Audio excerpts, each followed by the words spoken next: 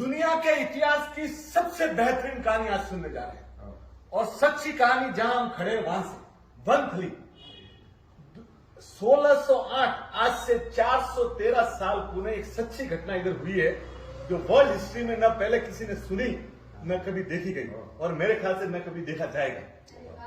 शेख का नाम था सेवसन शेख और उस जमाने के उनके अफ्रीका में 125 शिप चलते थे।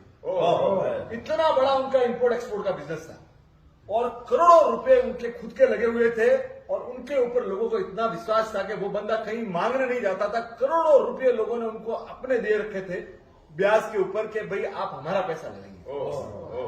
सेठ का कारोबार चल रहे थे और सेठ भी एकदम धर्मनिष्ठ आदमी थे और जैन धर्म को पक्का मानने वाले। एक दिन एक बार वो भगवान की पूजा कर रहे थे, उनको समाचार आया कि उनके 125 शिप पूरे अफ्रीका के समुद्र में जबरदस्त तूफान आया कि पूरे के पूरे सब शिप डूब गए। वो सुने और सेठ बड़े शीतलनाथ जैसे बगा तो सीधे गए घर पे, बोले परमात्मा के ऊपर छोड़ता हूँ। वो छोड़े क्या, इतने में तो यहाँ के गांव के ठाकुर ने 1.25 लाख रुपए दिए हुए थे। वो सबसे पहले तो वो मांगने आए कि भाई मेरा पैसा मुझे दिया जाए।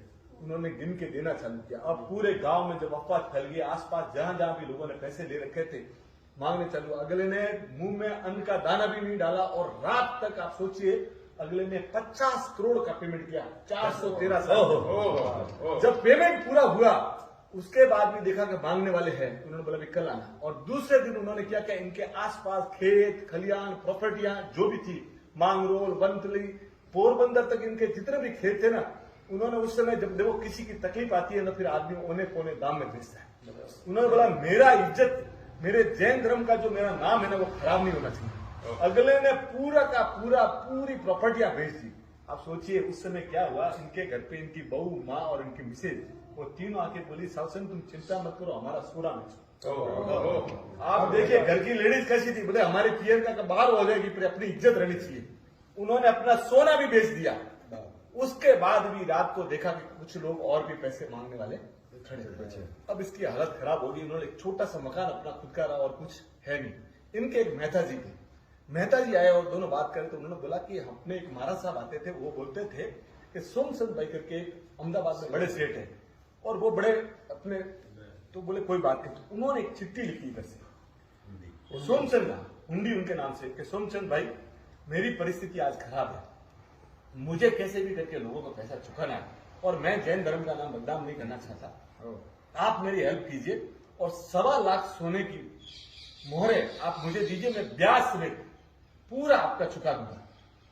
चिट्ठी लिखी। मेहता जी रातों रात घोड़े पे कुछ व्यक्तियों को लेके अहमदाबाद, और सोमचंद सेठ अहमदाबाद के जाने माने सेठ थे, उनको कोई पूछने की जरूरत नहीं थी। उनके चांदनी चौक में गए, सुबह वहां गए और वो चिट्ठी लेके जैसे ही गए सोमचंद सेठ ने आए, बोले मेहता जी को देखा और सोमचंद ने क्या किया, उन्होंने अपने मेहता जी को बुलाया और चिट्ठी दी।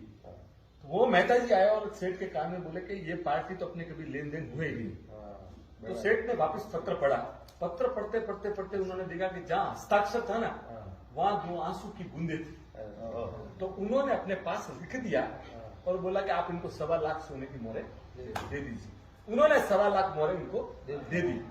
वो लेके गए और वहां फिर सेवसन सेठ ने उसी दिन सबका पेमेंट टोटली ब्याज समेत दे दिया। और दूसरे दिन तो सुबह एक घोड़ा समुद्र के किनारे से दौड़ता हुआ है। बोले सेठ की जय हो, सेठ की जय हो। बोले क्या हुआ, बोले अपने 125 के 125 जो शिप थे ना वो साबित है बचे हुए, वो जहाज में रुक गए थे, वो सब आ रहे हैं। वो जैसी ये घटना सुनी वो ताजुब रह गया कि क्या बात है।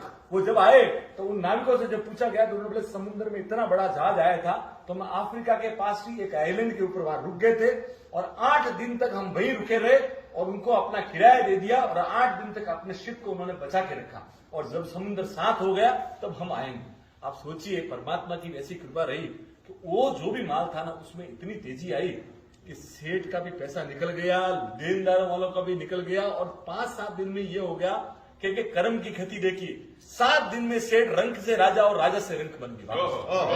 और ये हालत हो गई। उन्होंने बोले कि मेहता जी पहले चलिए सोमचंद सेठ के यहाँ मुझे पूरा का पूरा पेमेंट देना है। जय सेठ के माँ और सेठ को बोला तो सेठ ने बोला पहले खाना वाना खा लीजिए। खाना खाया। बोला क्या है, बोले ये 1.25 लाख मोहरे आपने जो ली थी ब्याज समेत लीजिए। बोले मैंने तो दी नहीं। बोले मैंने तो, बोले मेरे यहाँ कहीं, बोले मेहता जी को बुलाया, बोले मेहता, बोले कहीं लिखी हुई है नहीं, बोले मैंने तो आपको दी नहीं। अब ये बोले मैं खाना ही नहीं खाऊं जब तक आप मेरा पैसा नहीं लो। अगला बोले मैंने ली नहीं। आप सोचिए 24 घंटे तक अगले ने अन्न पानी नहीं लिया, और फिर जब वो सेल्सन सेठ थक गए ना, तो उन्होंने अहमदाबाद के उस जमाने के सब महाजनों की रात को मीटिंग बुलाई और मीटिंग बुला के पूछा कि आप इसका न्याय कीजिए, मुझे अपराध मुक्त से मुक्त कीजिए। इन्होंने मेरे समय पे हेल्प की थी और मुझे अब ये पैसा नहीं चाहिए। और जब पैसा देने की बात आई तो बोले सेठ लेंगे। तब रात को महाजनों ने निर्णय किया कि भाई दोनों पार्टियों में ये है, तो ये 1.25 लाख सोने की मोहरों से पालितना में भगवान का बहुत बड़ा, जो इसको जैनी लोग टूक बोलते हैं, पालितना पर्वत के ऊपर एक टूक बनाई जाए। तो जब बात आई तो उन्होंने जो सुहासन सेठ ये बोला ये तो पेमेंट सोमचंद का है, ये तो उनका लग रहा है, तो मुझे क्या पुण्य मिलेगा। तो बोला मेरा भी 1.25 लाख छोड़ो। धन्यवाद। तो 1.25 लाख तो सोने की मोहरें उनकी और 1.25 लाख सोने की मोहरें उनकी। आप कभी भी पालितना जाए तो मेरी निजी राय ये है कि आदिनाथ भगवान का दर्शन करने से पहले आप सोम सवासुद ट्रिप की जरूर दर्शन करना। कारण क्या है कि वो आपको दिखाती है कि एक भाई अगर कभी तकलीफ में हो तो दूसरा भाई कैसे मदद करता है। ये जीवन का इतिहास में, वर्ल्ड हिस्ट्री में आपको ऐसा कोई उदाहरण नहीं मिलेगा कि जिसने 413 साल पहले 2.5 लाख गोल्ड मोहरों से वो मंदिर बनाया।